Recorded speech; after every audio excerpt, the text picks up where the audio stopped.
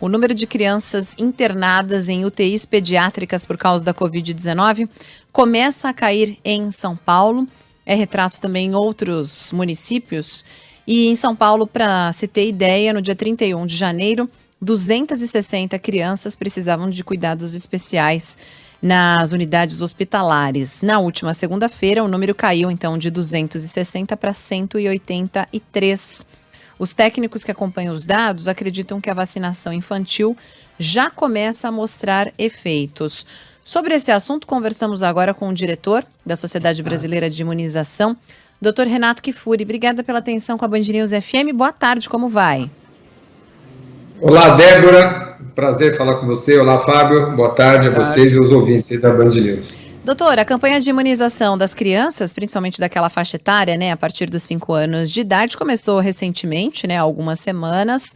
Ainda tem baixa adesão em alguns estados, em alguns municípios, mas a gente já pode atribuir essa possível queda no número de internações nos hospitais, principalmente, ao avanço àquelas crianças que receberam a primeira dose das vacinas? Infelizmente não, Débora. Eu acho que não há prazo ainda, não há tempo suficiente decorrido e nem quantidade de crianças vacinadas suficientes para a gente pensar em já ter algum impacto da vacinação. Essa queda das hospitalizações acompanha já a estabilidade aqui no estado de São Paulo da circulação da Ômicron. A Ômicron tem essa característica, pelo menos por onde ela vem passando aí pelo mundo, e com o Brasil parece que não vai ser diferente. Ela tem um pico muito agudo, uma subida muito rápida, infecta a todos praticamente, que ela se espalha, não poupa indivíduos vacinados, e essa mesma rapidez com que sobe, ela cai também. Então nós temos aí já um comportamento de estabilidade em São Paulo, Rio de Janeiro, onde ela começou. E em alguns municípios o país é muito grande, então tem município que às vezes a onda nem começou direito ainda e outro já está estável. Então o Brasil tem essa característica. São Paulo, por onde primeiro a pandemia entrou, já temos estabilidade e ela nem faz muito platô, viu, Débora? Ela sobe e ao mesmo tempo já cai rapidamente, vertiginosamente. Ao meu ver, essa queda do registro de casos que e os adultos também, já estamos com baixa de internação em relação à semana passada, a tendência eu acho que vai ser de redução rápida. Doutor Kifuri, a gente sabe, principalmente em relação à Covid, de ouvir falar, ouvir os especialistas, inclusive como o senhor, de que seria necessário vacinar pelo menos 70%, 80% da população para que a gente atingisse um nível, se não ideal, mas satisfatório de imunização coletiva, para que o vírus parasse de ser transmitido com tanta facilidade. Com relação às crianças, a adesão ainda está muito abaixo do que a gente imaginava, do que as autoridades esperavam nesse espaço de tempo. Tendo em vista que a vacinação em adultos e adolescentes atingiu um número satisfatório, a vacinação das crianças precisa também atingir esse número enorme de 70%, 80%? Olha, não há um número, Fábio, mágico que a gente possa dizer que precisa ser vacinado. A gente sabe que quanto mais pessoas vacinadas, mesmo a vacina não sendo capaz de eliminar a chance de um indivíduo vacinado transmitir, o vacinado pode transmitir sim, ele transmite menos do que o não vacinado, mas ele pode transmitir. Porque o vacinado, quando ele não tem doença, ele não tem sintomas ou tem uma doença mais leve, ele espirra menos, ele tosse menos, ele elimina menos vírus e contribui para a menor disseminação do vírus na comunidade. Então, é óbvio que vacinar diminui transmissão, e quanto mais vacinados, nós teremos aí menor risco de transmissão e de aquisição da doença. Mas isso depende de muitos outros fatores, Por exemplo, a variante. A Ômicron é uma variante que não poupa indivíduos vacinados. Ela infecta quem está vacinado e quem não está vacinado.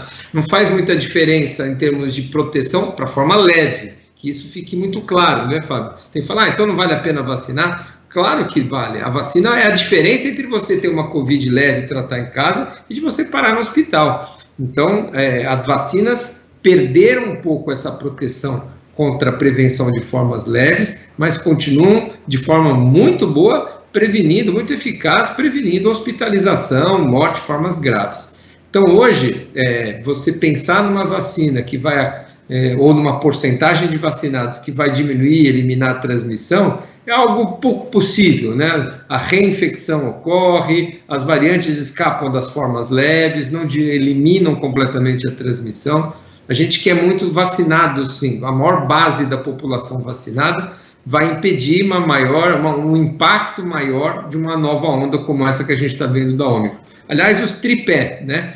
Maior parte da população vacinada, quer dizer, incluir crianças, cobertura vacinal com 2 doses alta e homogênea em todo o país, e dose de reforço para quem perder a proteção. O esquema hoje é 2+1, 2 doses básicas mais reforço depois de 4 meses. Esse que todos acima de 18 devem ter. 2+1 é o segredo para a gente chegar aí para um controle maior da epidemia, especialmente nas suas formas graves. Interessante o senhor ter tocado nesse assunto. Eu gostei da soma, da equação 2+1, doutor Renato Kfouri, porque ontem o secretário estadual de saúde de São Paulo, doutor Jean Gorenstein, no nosso horário local para os ouvintes de São Paulo, falava sobre possível aplicação de uma 4ª dose. E nós aqui na redação ficamos em dúvida, né? O que é 4ª dose, o que é a nova dose do outro ano, né? Campanha anual de vacinação, quer dizer, não é a todo ano que a gente vai ter que receber a vacina ou a gente vai falar em 10ª dose, 12ª dose. E a dúvida de muitos ouvintes, e até nossa, o que significa esquema vacinal completo? São as 3 doses, né? Essas 2 mais o reforço. Se eventualmente vier uma determinação de uma 4ª dose, são as 4 doses, porque até para frequentar alguns locais, aquele passaporte da vacina, eles solicitam a imunização completa. O que é considerado imunização completa e como o senhor avalia essa possibilidade da aplicação de uma 4ª dose, digamos assim, da vacina? Espetacular, Débora. Você resumiu exatamente o que é a tentativa que a gente vem fazendo de dar nomes exatamente a esse tipo de revacinação que a gente faz. É claro que no começo a gente pouco compreendia qual é a duração da primeira, da segunda, mesmo a dose de reforço, a 3ª dose, a gente ainda está entendendo qual é a duração conferida por essas vacinas.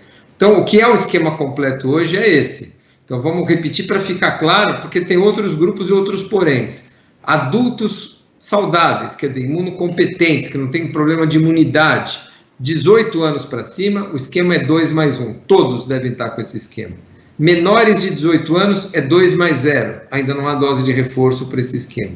E pacientes ou indivíduos que têm um comprometimento grave do seu sistema imunológico, transplantado, câncer, HIV, quem toma remédios imunossupressores, o esquema é 3+1, o esquema primário é de 3 doses e um reforço depois igual a todos acima de 18 anos. Então são esses 3 esquemas que nós temos no Brasil: menor de 18, 2+0, 18 para cima, 2+1, imunocomprometidos, 3+1. Isso é um indivíduo adequadamente protegido. Então, esse é o esquema que a gente vai preconizar, está preconizando, e com todo respeito ao meu querido amigo secretário, falar hoje em 4ª dose é um desserviço, é desnecessário. O governador convoca uma entrevista coletiva para dizer que São Paulo é pioneiro, vai fazer 4ª dose. Nós temos que fazer 3ª dose, nós temos que aumentar a vacinação de crianças, nós temos que terminar o esquema de quem começou. Não há nenhuma evidência hoje que aponte para a necessidade de 4ª dose, que mostre que quem tomou a 3ª dose está hospitalizando mais. Esse é o indicador que a gente discute no Ministério e passa, eventualmente, a recomendar doses adicionais. Quando a gente perceber que indivíduos com esse esquema completo que a gente acabou de dizer aqui estão perdendo a proteção. A gente pode rediscutir se a dose vai ser anual, se a dose vai ser semestral, se a gente vai precisar, que a gente não vamos chamar mais de 4ª dose, você tem toda a razão, 5ª, 6ª, 7ª dose, não se trata disso. Aí a gente vai chamar de um esquema vacinal modificado. Mas hoje esses esquemas são recomendados. E ficar querendo dar 4ª dose quando você não tem gente com 2 doses, com 3 doses, eu acho que é um desserviço, eu acho que atrapalha, confunde e mais não tem nenhuma utilidade que não seja política fazer uso de um anúncio como esse. Talvez a gente vá fazer uma dose a mais daqui a um tempo, Débora, com uma nova versão da vacina, com uma vacina mais atualizada, com uma vacina que os laboratórios já estão se programando aí para lançar, que cubra mais, que proteja não só das formas graves, mas proteja também das formas leves da doença. Isso é importante, porque mesmo, não está matando tanto agora, os vacinados estão bem protegidos de internar, mas, um monte de casos de formas leves sobrecarrega o sistema de saúde, transmite muita gente, acaba pegando em alguém que tem um sistema imunológico comprometido. Então, aumentar a proteção para as formas leves é interessante, é benéfico para a saúde pública. Não é à toa que a gente vai atualizar essas vacinas. Quem sabe a próxima dose, esse ano ainda, que a gente vai oferecer para a população, seja uma dose de uma vacina atualizada, seja uma revacinação em massa, colocando em dia ali ou atualizando uma vacinação mais promissora. Tudo isso é no campo hoje, né, Débora? A gente tem que sempre levar em conta que vai que amanhã surge uma variante, sei lá que país, vem aqui, mais agressiva, a gente precisa mudar todo o esquema, mas à luz das evidências atuais, não há nenhuma evidência que suporte mudança nesse esquema, indicação de dose de reforço. A gente vem acompanhando isso semanalmente com esses dados de hospitalização. Muito bem, eu mesmo só tomei 2, estou contando os dias para chegar à minha terceira dose, né? É isso, no fim desse mês. No fim desse mês. Só um parêntese, Fábio, a gente está com essa dificuldade de vacinar crianças, né? E o que eu acho mais inacreditável são pais que se vacinam e não querem vacinar seus filhos, né? Parece alguma coisa muito esquizofrênica até. Eu me protejo, mas meu filho eu não quero proteger, não. É claro que a razão disso é o receio, a razão disso é o medo colocado, aí, especialmente por alguns colegas. A razão disso é a propaganda negativa, doutor, que infelizmente cola. Exatamente, cola mesmo, infelizmente. Quando o seu presidente diz que não vai vacinar, que já teve a doença, que não vacina sua filha, que tem muita gente que infelizmente acaba seguindo e fica aqui meu apelo, mais uma vez, eu não perco a oportunidade de falar, eu sei que ele não me ouve, mas de qualquer forma pedir para o presidente, vacine-se, vacine sua filha, proteja, eu estou preocupado com a filha, a Michele deve estar também, a primeira dama, com todo respeito, me dirigindo a ela também, seria um exemplo, salvaria muitas vidas. É uma atitude de uma autoridade de um Estado que serviria de exemplo para muitos se vacinarem. Eu tenho certeza que isso colaboraria muito. Seria um grande serviço à nação que ele poderia fazer, a Michele, vacinando sua filha. Eu acho que é um exemplo que a gente precisava hoje para tentar reverter essa desinformação toda. Dr. Renato Kfouri, diretor da Sociedade Brasileira de Imunização, obrigada pela atenção, pela entrevista bastante didática aqui aos nossos ouvintes. Uma boa tarde e um bom trabalho. Eu que agradeço, Débora, sempre um prazer. Obrigado pelo convite. Obrigado.